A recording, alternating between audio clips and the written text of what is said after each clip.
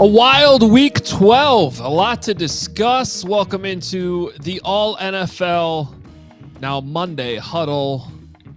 We got a loaded show for you today. My name is Adam Hoge from CHGO in Chicago, joined by my buddy Bo Brack out there in the desert covering the Cardinals for PHNX. We got a lot to talk about. We're covered all across our networks today. We got Wulf from PHLY joining us here in a little bit. Zac Stevens from DNVR is going to join us, and Joseph Hoyt from DLLS.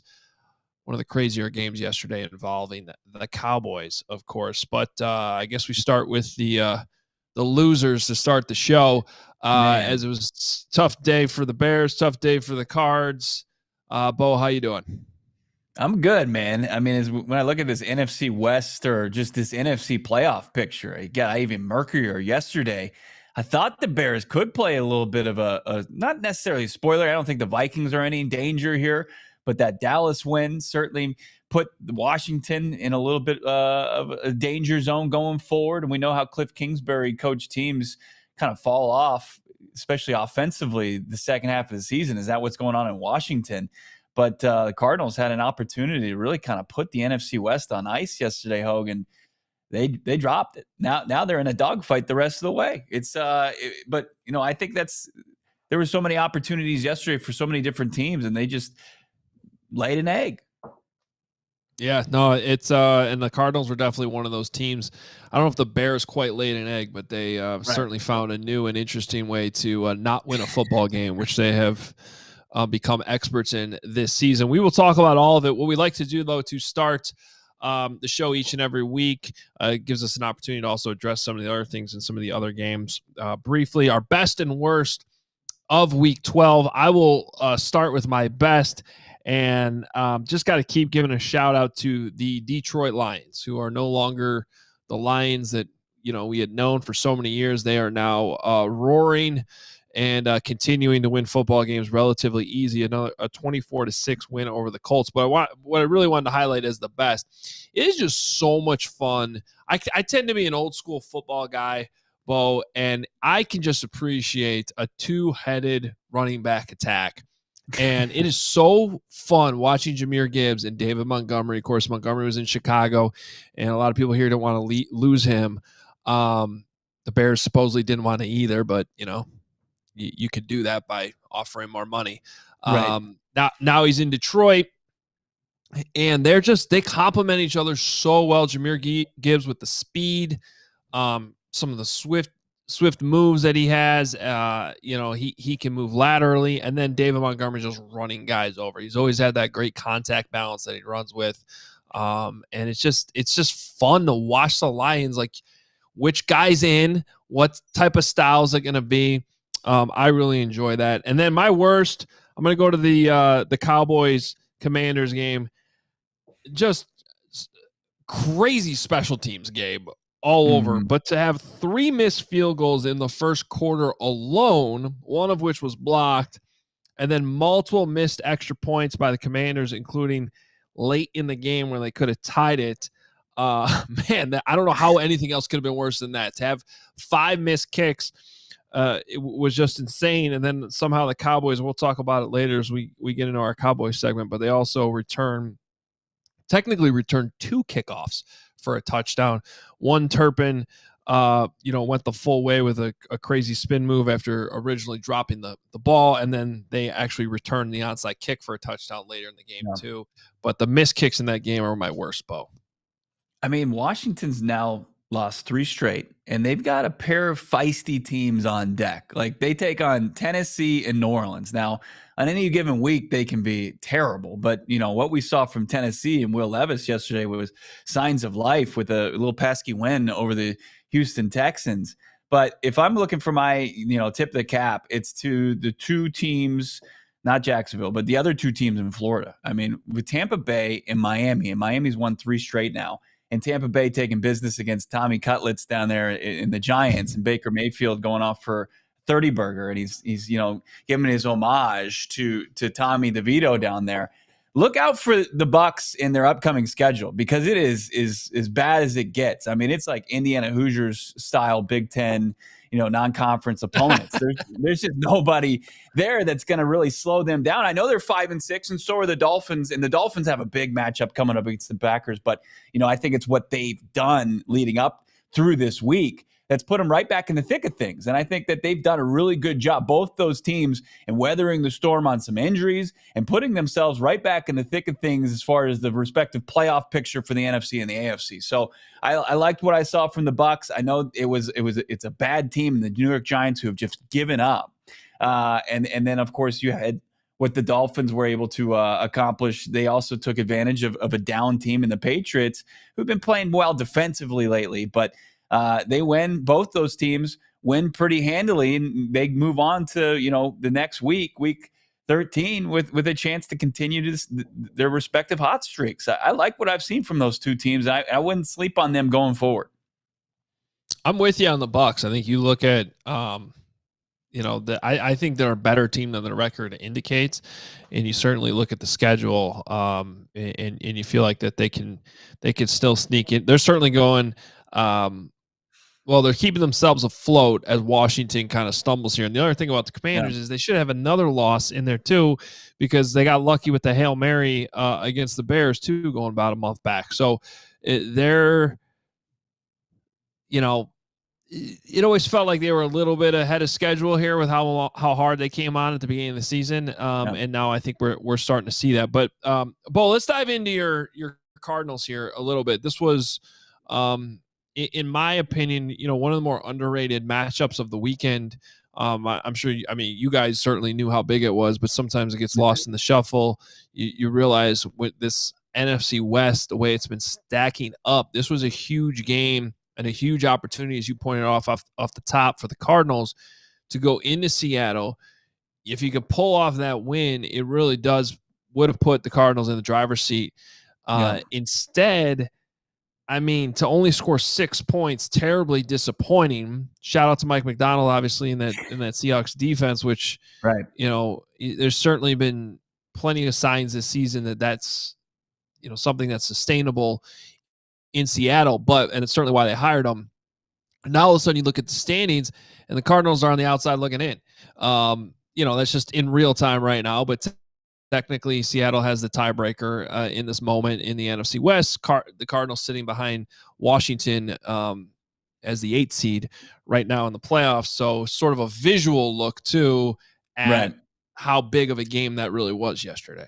Yeah, it was a massive misstep. And it wasn't just a matter of they were on the losing side and they just kind of pick up the pieces and move forward. They were dominated by the Seahawks defense. And I think that's a key point going forward. You talk about Mike McDonald, who came over from the number 1 defense. He was the DC for the Ravens last season, and they were a little bit slow out of the gates. And I think after their bye week, after beating and scrapping and clawing their way past the 49ers with the dramatic win last weekend, I think their defense has really found its way under McDonald, and they've got 2 top 5 picks, Hoge, who are balling out. Like Devin Witherspoon from Illinois made an incredible play to force Kyler Murray into that moonball pick 6 interception from Kobe Bryant that pretty much put that one in the bag for the Seahawks. And a tremendous play from Witherspoon, top 5 pick, and then a really kind of turning the clock back, a top 5 pick from the Giants a couple of years ago. Leonard Williams was a game wrecker yesterday. Like, he started finding his way. And I think on all 3 levels of that defense, they've got playmakers. Like, is Ernest Jones, after, him kind of going and playing, musical chairs with his teams from the Rams to the Titans and now up there in Seattle, Is he going to play the role of like Roquan Smith in his rape from McDonald's Ravens defense last season? It looks like he's kind of steadied some things over there. And I don't think you can kind of overlook the Seahawks just because of their defense. Smith's fine. He threw a crucial red zone interception that put them in a tough spot, kind of opened the door for the Cardinals to get back into it. But the Seahawks kind of changed my mind of who they were. I think that they're legit and they're not going to go away for the remainder of the season. As for the Cardinals, just a brutal misstep. It was a bad time to no-show offensively after a couple solid weeks that they were able to string a row, from Miami to against your Bears to against the Jets. I know those are some teams that have struggled mightily, but you thought that they would have been able to show up more so than just 2 field goals from Chad Ryland, Kyler Murray and crew. They're going to have to figure it out on the fly. They're going to have to figure it out quickly on the road next week against the 9-2 Vikings team. I think, I'm not counting the Cardinals out here, but they're going to have to put it together really quickly, get that downfield passing attack back on track, and they get this run game against the really stout run defense coached up by Brian Flores in order to kind of keep themselves from having to play too much catch up in the final stretch of the season. They've got a chance post Minnesota, Hoge, to take on, a Patriots, a Panthers team back-to-back weeks to string together some wins, but they got to do some work beforehand to where this thing doesn't get too far out of their reach.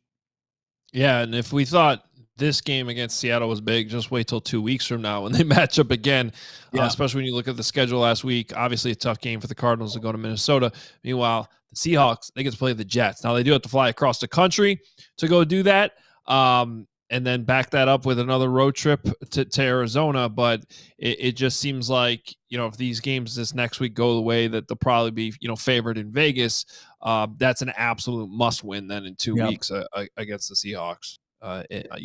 In Arizona at home.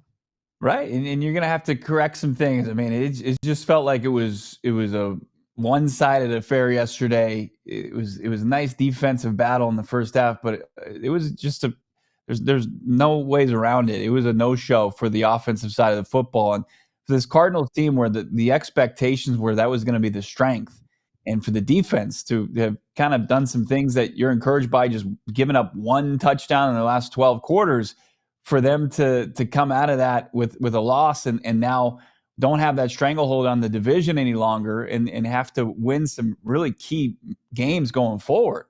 It's you got to look to Kyler Murray, who's making $46 million this season, kind of pick up the slack there. It's going to have to happen if they want to go to where they want to go. They no longer can kind of put it on cruise control the rest of the way, and which is good. I think that for year 2 in a rebuild, they can facing this type of adversity is good for them, but they're going to have to come meet the challenge and play a little bit better absolutely play a lot better than they did yesterday on the offensive side of football. And James Conner is one of those things at 29 years old where you thought, hey, it's a slam dunk. This guy is an absolute extension candidate.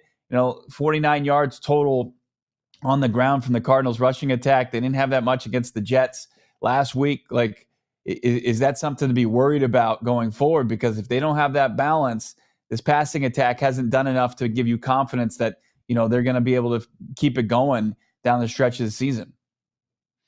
All right. Now, I'm seeing a lot of comments in here about how it's tough to be an Arizona sports fan. I'd like to take you to Chicago for a moment, where the Bears have now not won a football game in 42 days.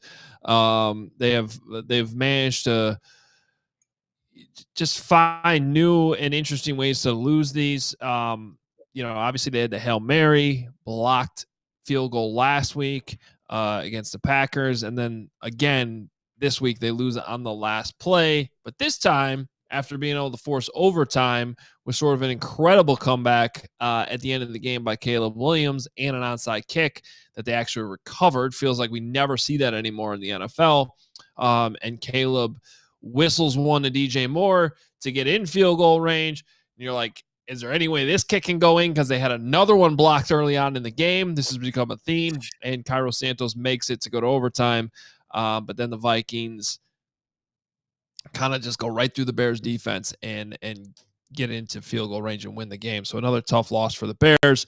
Bo, I'm just kind of curious from your perspective, things seem to get a little dicey there with Caleb Williams for a few weeks. Now the last 2 weeks with a new offense coordinator and Thomas Brown seems to be back on track. I mean, honestly, yesterday, as much as this hurts for the Bears to lose another game, he was outstanding, and some of these throws he made were incredible. So I think everybody right now is still feeling pretty good about Caleb.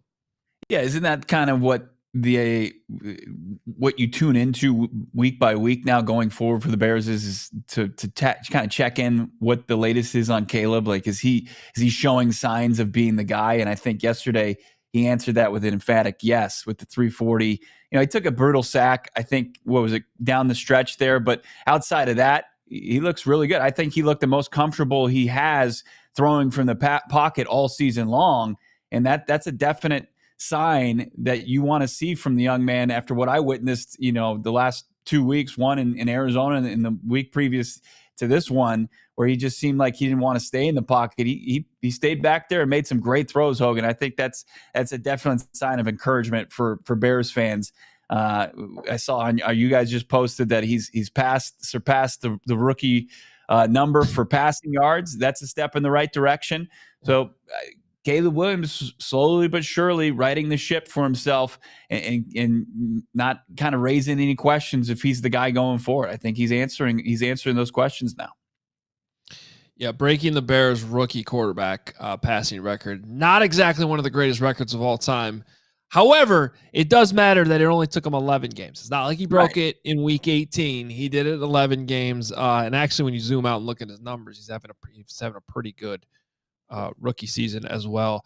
To your point, though, really bad sack he took in overtime. However, a little bit more context. I think there might be more to that story. It seemed like maybe his check down option didn't do what he was supposed to do or something there. So, but still, you want to flush out, throw the ball away if it's not going to plan. Pretty much the only blunder in what was otherwise an outstanding game for Caleb Williams. But unfortunately, the Bears managed to lose again. All right, we big game last night involving the Eagles. We know PHLY excited about that result. So we're going to bring in Bo Wulf here in a minute. But first, Bo's going to tell you about game time. Yeah, as the games are heating up, of course, you're going to want to look for yourself to get some tickets to maybe a Cardinals game as they fight for the postseason. Or if you want to go check in, get eyes on Caleb Williams as he makes his run through his rookie season. Game Time is the app that's going to get you there. It is the lowest prices guaranteed for all the events you're looking for. It's just not sporting events. I mean, I'm looking here in Phoenix. Sure, you've got the NBA Cup, Lakers, Suns. Would love to see that. You can get in the door for $94. You got WWE Monday Night Raw. You've got some great concerts. Probably want to see like Trans-Siberian Orchestra right now. Get, you know, the reason for the season. Game Time's the way you're going to get to all these events, and you're going to get there at the price that you're going to want to pay. You're not going to see any, you know, huge, you know, extras as far as when you're going to check out their Game Time guarantee. You're always going to get the best price. If you find the tickets, same section, row for less, Game Time's going to credit you for 110% of the difference. You check it out. They've got the job loss insurance as well. You lose your job, you need a refund. Game Time's there. Event cancellation protection. It's all there with our friends over at Game Time. It's the lowest price guaranteed events cancellation protection. Download the app today and utilize the promo code ALLCITY, and you're going to save $20 on your first checkout there. Game Time, lowest price guarantee. What time is it? Game time. That's right. Now it's also time to go out to Philadelphia as we bring in our guy, Bo Wulf. You can follow him on Twitter at Bo_Wulf. It seemed like kind of a possible tough game for the Eagles last night. You had the Sean McVay, Vic Fangio rematch storyline and everything. Thought maybe the Rams might be able to pull off an upset in this one. And no, the Eagles kind of did what they've been doing here as of late and sort of cruised to a big 37-20 win out there in SoFi. Bo, before we get into some of the specifics, just tell us a little bit about, I don't know, what your mindset was going into this one. If you thought this was going to be, maybe tougher than the results indicated. And meanwhile, Saquon Barkley just keeps doing some incredible things. Unbelievable, Saquon, and we can get to that, whether you guys think that he belongs in the MVP conversation. But to me, the most interesting thing in this matchup coming in was that little chess match between Sean McVay and Vic Fangio. And Hoge, I know you know a lot about that, dating back to 2018 when Fangio sort of laid the blueprint to stopping that Rams offense. And you could tell that like Sean McVay had been waiting and waiting for this game for so long. And the first two drives, the Rams drive right down the field. It's like 9 yards per play. They don't even face a third down. They do fumble the ball away on the first possession in the red zone, but then they score a touchdown after that. And so you're thinking, okay, maybe McVay is getting the better of this rematch. And then very quickly, Vic Fangio shuts it all down. It's 3 straight 3-and-outs after that. They completely stifle the Rams offense thereafter. And part of it, there's a little bit of poetry to it, was bringing Zach Bond down to the line of scrimmage as sort of an overhang defender, putting an extra guy on the line of scrimmage, which is what he did back in 2018 to help stop that Rams offense. And so I think that Sean McVay is going to be having these Vic Fangio nightmares for a long time coming. This Eagles defense looks like one of the best defenses in the league. They have answered every test so far, and they have faced a lot of really good challenges on offense, different kinds of offenses. Now, next week, they'll play Lamar Jackson and the best offense in football, so we'll see how they do there. But they did lose Brandon Graham last night to a season-ending injury, which is a huge deal for them. He was playing at such a high level at 36 years old, also like the mouthpiece and the heart of that locker room. And so that's going to be a big challenge for them because they also lost Bryce Huff to injured reserve, short-term probably, last week. So they're very thin on the edge right now. But other than that, I mean, Jalen Carter is playing at an unbelievably high level. He was double-teamed like 80% of his pass rush snaps last night. The other guys are taking advantage of that in the one-on-ones that they're getting. And then the secondary and the linebackers are playing at a level that Eagles fans are not accustomed to. Cooper DeJean and Quinyon Mitchell have been awesome as rookies, and the linebackers have been an unbelievable surprise as well. So the Eagles defense, even before we get to Saquon Barkley, has been sort of the story of the season for Eagles fans. I mean, then it makes this offense that, they turn over the ball on downs to end the half, but that, was ending that outside. It was a weird play, but outside of that, just one punt. And then they've got 7 scoring drives that they put together. Every time I looked up at my TV, they're marching down the field. Saquon Barkley's getting chunk yardage. What's impressed you? What has kind of gotten this? Is it just as simple as Saquon has gotten going and this offense gets going? But it's certainly put Jalen Hurts in a really great spot for success throwing the football with what Barkley's doing on the ground. Yeah, it's funny because this team is built and is succeeding so differently than the way that Howie Roseman usually builds his teams. And there's a bit of irony to it because on defense, usually they're built defensive line first, second, and third, and then figure out the rest. And this team is winning on the reliance of its back seven. And then on offense, the running game, they care about the running game because they have one of the best offensive lines in football. But for so long, that has been sort of a turning table of running backs who didn't really matter. And the theory behind signing Saquon Barkley for the Eagles this offseason was they wanted somebody who could turn what was blocked for 5, 6, 7, 8 yards into explosive plays. And you saw 2 70+ yard touchdown runs from Saquon Barkley last night. He's got 5 runs this season of 50 yards or more. He is absolutely doing that. But I have also been just so impressed with Saquon Barkley on a carry by carry basis. Like, he's making guys miss in the hole and picking up those sort of hidden 3 yards after contact. Sometimes you see him turn the corner on the sideline and just sort of steal 5 yards. He's been unbelievable, better than I think anybody could have reasonably expected. I mean, right now he's on pace to break Eric Dickerson's single season rushing record. He's been absolutely insane. Over 300 yards from scrimmage last night. I do think that he belongs in the MVP conversation because a game like last night, they didn't have Devontae Smith. And so A.J. Brown is like the only relevant guy in the passing game getting targets, had 6 catches for over 100 yards. But the next highest receiver was Jahan Dotson, who had 1 catch for 4 yards. So this offense is not built around its passing game. It's built around running and defense, which is not something that, Howie Roseman is usually accustomed to. Yeah, I want to chime in on that conversation because I'm all in on Saquon Barkley for MVP right now. Now there's plenty of season left. We'll see how this plays out. But I personally, I just hate how much of the quarterback award this has become. I get it. more times than not a quarterback should win this, but that doesn't mean they should just automatically go to a quarterback every year. And what Saquon Barkley is doing right now, if Saquon Barkley can't be, the front runner for MVP right now, then it'll never be any other position, because he's already set his career high in rushing yards through 11 games. He's already at 1392. That's his career high. And beyond just what the numbers say, which is incredible. Eric Dickerson's, he's on pace for that. I don't know if he'll get there, obviously, but if he can keep this up with the pace he's going, because he's also he's not quite to career high in attempts, but he'll probably be there within a couple games here. So you worry about, longevity. Does the season start to wear on him? We'll see. But if it doesn't, then that's even more reason why he should be the MVP this season, because at the running back position, where you're taking a beating every single week, I guess unless you're Saquon Barkley, because you're just kind of breaking tackles and getting away from everybody and running free. You got to be tired after all those long runs, though. Well, right.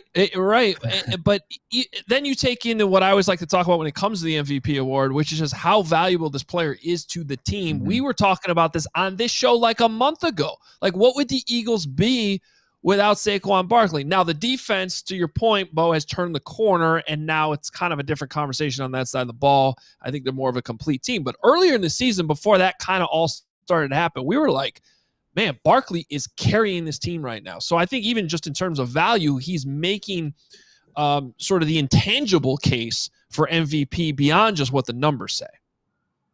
Yeah, I agree with you. And to me, it's probably like a 3-horse race with Josh Allen and Lamar Jackson, I guess. But I think he absolutely deserves to be one of the front runners.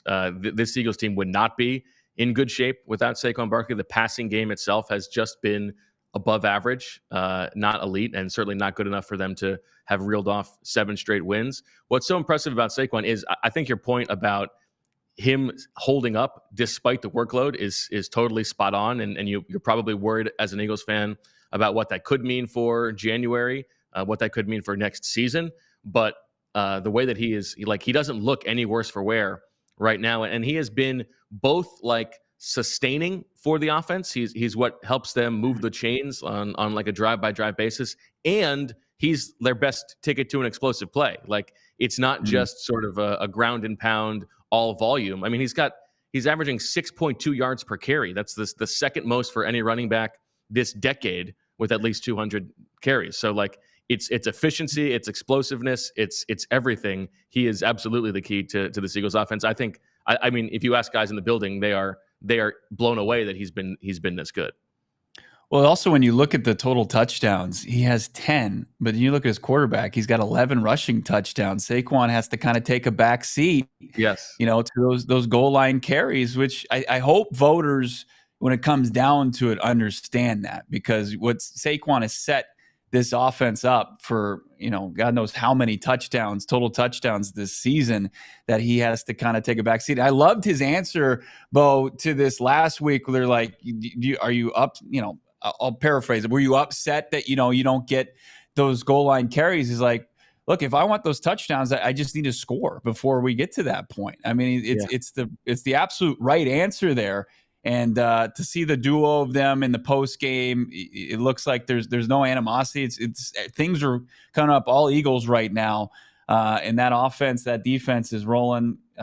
Really, just the Eagles are a freight train right now. When you look at this remaining schedule, they're keeping themselves in the thick of this. What do they need to do to kind of lock in potentially that top seed in the NFC? Yeah, so the potential tiebreakers with the Lions are going to be a little bit tough for them. If it's, let's say they both end up at 15-2, so the Eagles win out, which would be wild. They'd end the season on a 15-game winning streak. They need the Lions' loss to beat the Packers, because that's the common opponent they have that the Eagles beat. It was a big win for the Eagles yesterday. The Rams game was a big one. Now their next couple games are Ravens, and then Panthers, and then Steelers. So if one of their losses for the Eagles comes to the Ravens or Steelers, that's an AFC loss. It's not so bad, and that could bode well if it's a 14-3 tiebreaker for the Eagles and Lions. But the Lions, to me, I don't know if they look like they're going to lose 2 games, but you sort of knock on wood if you're a Lions fan. But I think right now it's pointing towards a 2 seed, but it's certainly not out of the question for the Eagles to get the top spot.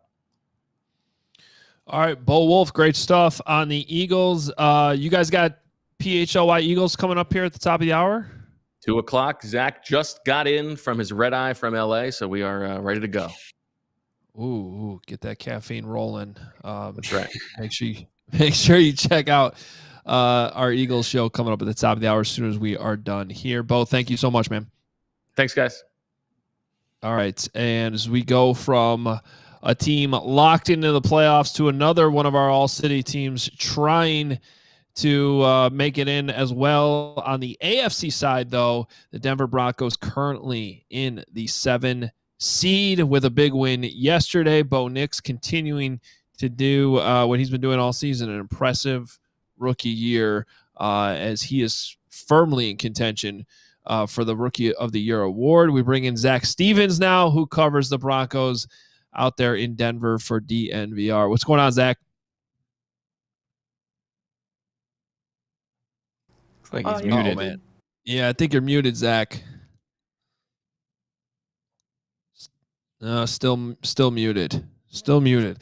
Here, while we figure that out, Zach, I'll run through a couple of the details from this game, Bo, because 29-19 win for the Broncos as they move to 7-5. This game, though, was kind of tighter than maybe the final score indicated. The Broncos did cover, but this, there was some defense being played early on, and it was Brandon Jones who came up with a huge interception on Gardner Minshew in the second half that sort of flipped the momentum and really was a key play to get the Broncos rolling. Do we want to try Zach's audio here again, Zach? Still not working. All right. He's going to try one more thing as we but meanwhile, I also want to point out, Bo Nix to Cortland Sutton twice, a couple nice throws again. Yeah. And in the crazy special teams plays all around the league yesterday, the Raiders did successfully fake a punt in this game too. Yeah, the Bo Nix. Am I back, guys? There he is. There we go. Zach. We got you now, Zach. All right, fellas. Yeah, you guys are right. I mean, this game was a wild game for the Broncos. The 2-8 Raiders facing the Broncos. This was a must-win for the Broncos. You can't fall to a bad team like the Raiders. In the first half, it was dicey. In the first half, actually, the Raiders had their biggest halftime lead of the season. It was only a 4-point lead, but still, I guess that's a win for the Raiders. And the Broncos were just stuck to kicking field goals in the first half, and then they turned it on in the second half, and it really started with Cortland Sutton, who just took off in the third quarter. He had almost 80 receiving yards in the third quarter alone. And guys, with Cortland Sutton, a little fun fact here, especially for any fantasy owners around the NFL. In the past 5 weeks, no one has more receiving yards than Cortland Sutton. In the entire NFL, he has almost 500 receiving yards in the past 5 weeks. He is really helping Bo Nix out. Bo Nix is really helping him out. And what I wanted to say when I joined you guys was, I love that we're talking about one MVP conversation, and now we're talking about a Rookie of the Year conversation. Things are looking good for the awards in the All-City Network. Looking very good. I mean, Kyler took his name firmly out of the MVP yesterday, but we won't talk about that. It was a very nice week to kind of say, has he entered the chat? No, but Bo Nix continues to add to his Rookie of the Year campaign. But let's stay with Cortland Sutton because, this was a little bit the offseason. Cortland he was kind of at odds a little bit with the organization. He restructures his deal, but he seems to be he's emerged as one of the more quarterback-proof wide receivers in the league right now. I mean, he no matter who's throwing him the ball, he seems to be productive and make plays for his team. What are the kind of the main reasons for that, Zach? Oh, it's such a good point. And one of the things about Cortland, he's a 90-10 guy. And what I mean by that is he's not a 50-50 guy. When you throw the ball his way, it's 90% going to be caught. He is just such a good athlete, and he's so good. Even when he's covered, Bo Nix can throw the ball up to him, and he's going to come down with it more than not. Like I said, just a dominant quarter in the third quarter yesterday, almost 80 receiving yards. And he had 2 touchdowns in this game. And the first one, he told us after the game, he said, yeah, they put me one-on-one coverage, and it was, okay, you're going to do that? We're going to challenge you. And Cortland went up and got the ball there. And it's going to be interesting with Cortland Sutton after this season because he's on track to have his best season as a Bronco. And like you said, before this season, he wanted more money. He's only about $15 million per year receiver. We obviously know the receiver market's up to $35 million. Is he that $35 million guy? No, probably not. But he's going to want almost double his pay after this season. He's still under contract for one more season. It's going to be really interesting because him and Bo are developing a relationship that you don't want to let Courtland Sutton go. So I think Courtland Sutton's earning himself a lot of money and also being very, very key to this Broncos success right now. You look at Bo, the Broncos, after a slow start, Bo and the Broncos are 7-3 after their 0-2 start this season. So another award I want to bring up, and there's some stiff competition for this, but when I look at the Broncos and what expectations were for this season and what he's doing with the quarterback, I mean, Sean Payton has to be in consideration for Coach of the Year, too, I would think. I mean, it's been a pretty quick turnaround, and I know the conversation we're having here in Chicago a lot is, and it continues to blow my mind all the years I've covered this league, that teams don't seem to understand this, or they balk at paying coaches. Coaching matters in football more than any other sport, and it's so obvious each and every week in almost every single game. And so the Broncos go out, they make that huge move, they trade for Sean Payton, and now you're seeing the dividends. And so I guess where do you guys right now in that conversation put Sean Payton for possible Coach of the Year? I don't know if he's going to win it, but he should definitely be in the conversation. 100%. I completely agree, Adam. He should be a finalist for this. Obviously, what Dan Quinn's done to the start of the season had him as the front runner, but now he's kind of taken a step back, just like Jaden Daniels has taken a step back in the Rookie of the Year conversation. And Sean and Bo are climbing up that ladder right now, but he should absolutely be in this conversation. Look, guys, this was a team that ESPN had as the second worst roster in the NFL entering this season. Pro Football Focus had them as the worst roster in the NFL. Vegas over-under was 5.5 wins for this team. They surpassed 5.5 wins with 6 games left in the season right now. They're a game and a half up on the final wild card spot. This is a team now that is favored to make the playoffs for the first time since 2016. Again, with the worst roster in the NFL, according to some national media outlets. Now, maybe they misjudged that, but also Sean Payton has done such a fantastic job, and credit to his coaching staff, which obviously he gets credit for because he hired Vance Joseph, has taken this defense from being good and talented to being absolutely elite. You have some people calling them the anonymous defense because there's not many big names on it, yet Nick Bonito is second in the NFL in sacks right now. You obviously have an all-pro in Pat Surtain, but outside of that, it's just a lot of guys that they've gotten the better of, and that's a big credit to coaching here. And when it comes to Sean Payton and his development of Bo Nix, boy, Adam, this should be something that Bears fans look at and gives them hope for Caleb Williams in the future, because this is something where coaching can matter so much, especially for a quarterback. And it's not just about getting a good coach. It's about getting the right coach for your quarterback, specifically the play caller on the offensive side. Look, Russell Wilson, clearly not as bad of a quarterback as the Broncos thought he was by taking on an $80 million dead cap hit. What he's doing in Pittsburgh has been impressive, but there was just no meshing Sean Payton and Russell Wilson last year, and that was not going to work moving forward. A lot of people thought Bo Nix was a second or a third round graded quarterback this year, the 6th quarterback taken. The Broncos got dunked on for having the 6th quarterback taken with the 12th overall pick, and look how it's turning out right now. Bo Nix right now, guys, is in insane territory. There's a stat that just came out from CBS Sports. In the past 10 years, quarterbacks that have had 20 total touchdowns and 2 or fewer turnovers in a 10-game stretch. So 20 touchdowns, 2 or fewer turnovers in a 10-game stretch. I'm not just talking rookies. I'm talking any quarterback. Aaron Rodgers, Drew Brees, Tom Brady, Patrick Mahomes. And after yesterday, Bo Nix joined that conversation. He's one of 5 quarterbacks to do that. The other 4 are either Hall of Famers or future Hall of Famers. And man, it's a credit to Bo Nix, but it is also such a credit to Sean Payton for having Bo Nix play this well, but then also having him play this well in his rookie season. He is really catering this offense and this team to him.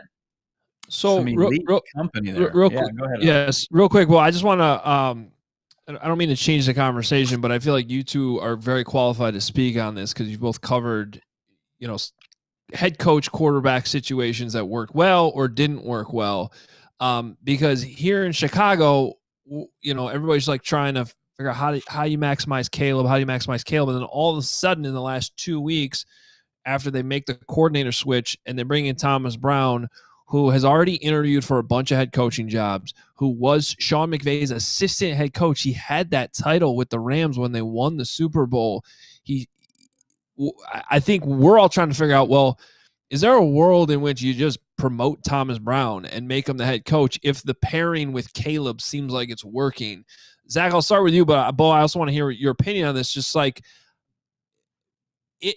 how important is that relationship that should override everything else? Like, if they're meshing together, if it's working, do you go all in and just say, well, then just hire him because you don't want to mess with that dynamic? You don't want a Nathaniel Hackett. Nobody wants that. No one wants that situation to play out.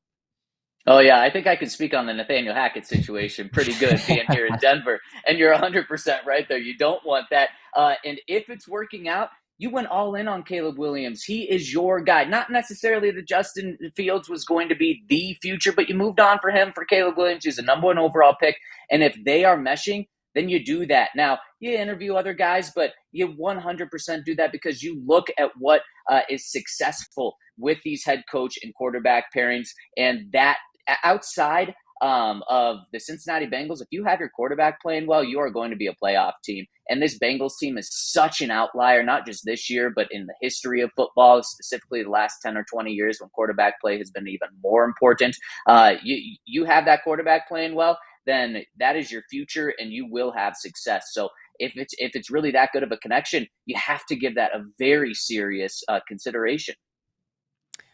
Yeah, I'm going to pass on this. I think it's important, obviously, for the development of Caleb Williams, for him and Thomas Brown to continue to build on this season. But, give him an interview, sure. But I think that the Bears maybe set their sights a little bit higher as far as just kind of the leader. The leadership qualities is for that you look for from the head coach. And I don't think it necessarily has to be an offensive guy like what we've seen here in the desert. Jonathan Gannon has a defensive background. He was able to set up an infrastructure to surround Kyler Murray for success from a roster standpoint, from a play calling standpoint, and found his OC and Drew Petzing that I think overall you would say is a success. If Brown can continue on as their OC, if the new head coach likes Brown and they mesh well, I can see that relationship continuing. I just think it's a little far-fetched to go from passing game coordinator to OC to head coach. I don't know if that path has ever been successful at the NFL level. It seemed to me that could be a little unprecedented. Wasn't that Kevin O'Connell though? And I think he's having a ton of success now. Just because one guy's done it, Bo, to be totally fair to you, doesn't mean that it's just going to work because some guy's done it in the past. Right. We might see that climb possibly by Friday. To be, I don't know if somebody's actually that's not true because I was going to say I don't know if anybody's ever gone from consultant role to head coach by the end of a season, but then again, the Colts hired Jeff Saturday, right, out of a TV studio. So we've seen crazier things happen. So what you're saying, really quick, Adam, what you're saying is you might become the Bears head coach, going from analyst to head coach here. Well, that would be even crazier than the Jeff Saturday hire. It certainly would. Zach, let's as we let you go here on the Broncos, tee us up just here on what's remaining for Denver to hold on to a playoff spot, because I think right now your guys' mentality's got to be, man, if they make the playoffs, that's a successful season. And right now they're sitting in that 7th seed. What's the path here to hold on to that? Because I don't know that the competition's too stiff behind you guys, but man, those Miami Dolphins sure are coming on strong all of a sudden. Man, that's a scary one right here. And Bo Nix is playing tremendous football. But when Tua has played, you talk about head coach and quarterback just being on the exact same page. Mike McDaniel and Tua are just a perfect match for one another. And when Tua plays, the Miami Dolphins are absolutely fantastic. And now they're a game and a half back of the Broncos. they've jumped the Colts. They've jumped the Bengals for the Broncos' biggest competition here for that final playoff spot. The Broncos have a Monday night game against the Browns next week. You got to win that one. Again, I know the Browns are coming off a big win, but that was a tough division win for them. You have to beat a 3-win team when you want to make a playoff push. And the Broncos have a bye week. It's Sean Payton's latest bye week that he's ever had in his career. And that's going to really help the Broncos for this stretch because they've got the Colts at home. If they win that game, they pretty much eliminate the Colts from this wild card spot. Then they've got the Chargers, which was flexed to Thursday Night Football, the first Thursday Night Football flex. This could be for playoff positioning, and that could be a massive game when it comes to the seeding. The Broncos right now scheduled to go into Buffalo in the first round of the playoffs. That's about the most difficult game you could have. What Broncos fans want is they want to be matched up against the Pittsburgh Steelers and Russell Wilson. I know Sean Payton would love that matchup. Then they've got the Bengals. If they win that game, they will eliminate the Bengals from pretty much the wild card consideration. That and the Chargers game with the Colts are just huge for playoff implications. Then they round out against the Chiefs, and by that time, maybe the Chiefs have everything wrapped up. So this is not a gimme for the Broncos, but like I said earlier, this is the first time since 2016 the Broncos have been favored to make the playoffs. And boy, have expectations changed in Denver quickly. This went from, okay, maybe the Broncos can have a winning season to now it's like, okay, we're in a playoff spot. Don't blow this right now. Zach, great stuff, man. It's going to be interesting to watch that all play out again as the Dolphins come on strong. But, you know, the Sean Payton keeps getting the job done with Bo Nix there in Denver. Appreciate you, man. Thanks, fellas. All right. As we now move to one of the crazier games that played out yesterday, the Cowboys and Commanders in Washington. I mean, so many just bizarre plays, special teams plays, really from start to finish. I mentioned it earlier in the show, all the missed kicks that were going on early in the game, late in the game, kick returns. It was wild. So we bring in Joseph Hoyt now from DLLS to tell us how the hell the Cowboys beat the Commanders yesterday. The Commanders were 11-point favorites in this game. Yeah, that was exactly how the Cowboys drew it up. You know, they envisioned just an 86-yard touchdown by Jaden Daniels. You got to rely on Austin Seibert to miss those PATs. Man, it was crazy. And, you know, it's funny, the mood here, it's funny what a win can do because the mood, I'm at the Star right now, the Cowboys facility. They had lost 5 in a row going into that game. The mood here is just so much different today on a rare Victory Monday here in Frisco, Texas. But that was insane. I think the big thing that the Cowboys were able to do was just stay in the game long enough to kind of actually run their offense a little bit. You know, you'd seen them get the doors blown off them so many times that they'd really gone away from their scheme and their offense and kind of went into more, hey, Cooper Rush, throw the ball 55 times, you know, last week against Houston. This time they were able to stay in the offense, let Rico Dowdle run the ball, and just do enough, frankly. And honestly, I think, you know, the Cowboys won that game, but Washington definitely didn't do themselves any favors. No, they didn't. They certainly shot themselves in the foot several times. And you go from being a double-digit underdog, I don't know what the spread's going to look like come Thanksgiving. They should be heavily favored against the Giants. Chance to get back-to-back wins here. What would that do for the Cowboys going forward? Yeah, I mean, it's crazy. If you kind of watch our show, we've been on Team Tank now for about the last 2 weeks, and all of a sudden the tank looks like it's got wheels kind of coming off here a little bit. Yeah. You know, I think there's some confliction between Cowboys fans because you're 4-7. Yeah, you got to win, but I mean, man, what a loss would have done for your draft position and maybe the chance to get Travis Hunter or something out here, you know, pair Abdul Carter with Micah Parsons. But now they're in this weird boat, though, because, yes, they got the Giants at home, who they have dominated of late. You know, that should be a win. Then you'd be 5-7 with 3 games coming up against teams that are very beatable. You know, you have the Cincinnati Bengals, who are definitely fighting for an AFC wildcard spot, but beatable. You got the Carolina Panthers, who, unless Bryce Young does what he did yesterday, should be pretty easy to beat. And then you got the Tampa Bay Buccaneers, who are a pretty good 5-6 team right now. But again, that's not a team that like genuinely scares you in terms of what the Cowboys could do. So all of a sudden, you know, you got no Dak Prescott for the rest of the season. But if you kind of go on a run here and you maybe win 3 or 4, all of a sudden, you know, that NFC wildcard spot is not crazy. Right now, the playoff predictors probably have them around 5% of chance of making the playoffs. But that would steadily rise if they got a couple wins against some easy teams coming up. Now, I don't mean to be taking shots here, but wouldn't it also be very Cowboys to come out and lose to the Giants on Thursday? Oh, extremely Cowboys. I mean, honestly, this past win against Washington was extremely Cowboys. You know, the moment you stop believing in them, is when they actually do something. But it's funny because a lot of our fans were on our show yesterday and saying, hey, we can't even tank right. We that was the one thing we wanted, and we can't even do that right. Joseph, I've been there. I cover a team that's often is similar to that. What is there realistically for this team to accomplish between now and the remainder of the season on the heels of this win? I mean, realistically, it's funny because I listed off these teams as beatable, right? Well, every team's going to be looking at the Cowboys as beatable as well. So, hey, maybe a crazy win against Washington, against Dan Quinn and your former DC, and maybe that sparks you a little bit. Maybe Cooper Rush has found something. Odds are probably against it. This is a team that's likely heading towards, 6-7 wins max. And, every coach is on expiring contracts. So it's kind of this weird juxtaposition between, hey, we want to develop guys for the future, but this coaching staff doesn't because they don't necessarily have a future here.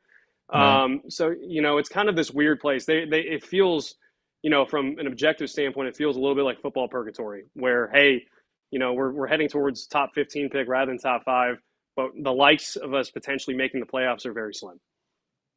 Joseph, we were just talking about the impact of coaching, what an impact it's made with Sean Payton in Denver. And the Bears have a reputation for not paying coaches, and Jerry Jones does too, despite all the money that he has. What's the mood right now amongst Cowboys fans in terms of who they should go after, how frustrated they might be that, that money might stand in the way of that, and just is there a lack of realization like there seems to be in Chicago sometimes that it's so freaking obvious coaching matters? Why are you afraid to pay for it? No, that's a great point too, and I think you hit on the money thing, and that's the reason why Mike McCarthy I think is still here because Jerry Jones doesn't want to pay a coach to go away. He's only fired one coach mid-season, that was Wade Phillips, and he regrets it. You go look at Jason Garrett, he went to the end of his contract twice. Once it resulted in an extension, obviously the other time it didn't. And I think, to be honest with you, for Cowboys fans right now, there's a difference between who they want and who they think they're going to get. Because I think in terms of wanting, they want Ben Johnson. They want someone from the Shanahan tree to come in there. They would love maybe a Clint Kubiak or something, a guy who pushes the offensive creativity to a level they haven't really seen here. But they also know that Jerry Jones doesn't like to take chances on coordinators and doesn't like to kind of go for that young up-and-coming creative route. He wants to get the guy who's proven himself. He wants the former head coach that might be a little bit available on the cheap. You start to think of, hey, what about Mike Vrabel? What about Bill Belichick? What about other guys that, hey, have kind of proven it, but you start to wonder maybe their time has kind of passed. I think, honestly, if Sean Payton was still available, that's a guy he would have loved to have when that happened. But obviously he's, pushing towards the playoffs there in Denver. So I think there's a difference between who the Cowboys fans think they're going to get and who they would actually want. Is there anybody that maybe a bigger name that is playing their final downs in the final 6 games as a Cowboy? Because there's so many mouths to feed or so many players that they've paid or need to pay. Yeah, DeMarcus Lawrence he's been injured pretty much this whole season, but he's an impending free agent. He's a guy that I think, it depends what the market does, but that might be a guy too expensive to bring back. You look at Zach Martin. I think that's kind of the big one we're wondering here is and to be honest with you, Zach has not played well this season. He's a first ballot Hall of Famer, right? He's been fantastic, but he's a guy that's even hinted, he held out last season for a bigger contract. He's kind of hinted at or there's been some murmurs hey, maybe this is his last season before he retires. So that's kind of the big name. I would not expect Ezekiel Elliott to come back for a third time. I feel like that ship has sailed, and I'm kind of surprised we're even here to begin with for a second time. But yeah, that's kind of the big names. They looked at this season, to be honest with you, I think as a way to kind of get their books right, kind of go a little bit on the cheap. And I think that hopefully that they're seeing some benefits of that next season before they have to sign Micah Parsons to an extension. You could probably already book that being a holdout come training camp as well. Yeah, that I can already hear those storylines being played out right now. Hey, Joseph, great job covering this team, obviously, and you get the Thursday Thanksgiving game coming up against the Giants. Just watch your head out there, make sure there's no debris falling from the roof of the stadium out there in Jerry World. Thanks, man. Yeah, take care, guys. All right, Joseph Hoyt, who covers the Cowboys out there in DLLS. We got to wrap things up here, Bo. We got some shows coming up here at the top of the hour. Our Bear show at CHGO will be get going, and in Philly we got PHLY Eagles as they continue to cover the Eagles' big win over the Rams. Anything else you want to hit on here from around the league, though, before we get out of here? Look, I mean, this playoff picture continues to kind of materialize. Teams take a step forward, teams take a step back. Things are just heating up. I mean, buckle up right now because this is going to be fun to watch play out over the next 6 weeks. Talk to Zac Stevens. You got the Broncos. They don't have the luxury of an AFC West, title because nobody's going to take down the Chiefs. They squeak one out against a feisty Panthers team. You've got, just a couple teams in the mix in the AFC, but nobody's going away. And then this NFC picture is just, it feels like there's so many teams still, a lot to play for as we turn the page after tonight's Harbaugh Bowl, which is big in the AFC as far as the Ravens and Chargers. But it's been a fun season, and it continues to get even nuttier going forward here. Yeah, and I feel like this, week 12 is a reminder that it is the NFL and anything can happen. Cowboys beat the Commanders. The Titans went into Houston and beat the Texans out of nowhere. That one was very surprising. And then even going back to Thursday night, the Browns getting the win over the Steelers too. So there were a bunch of sort of wacky results to go along with plenty of chalk. But even the Panthers somehow pushing the Chiefs to the very end of that game was shocking to see. So it is the NFL, and crazy things happen. Absolutely. I mean, look, the Bears pushing the overtime against the 9-2 Vikings team.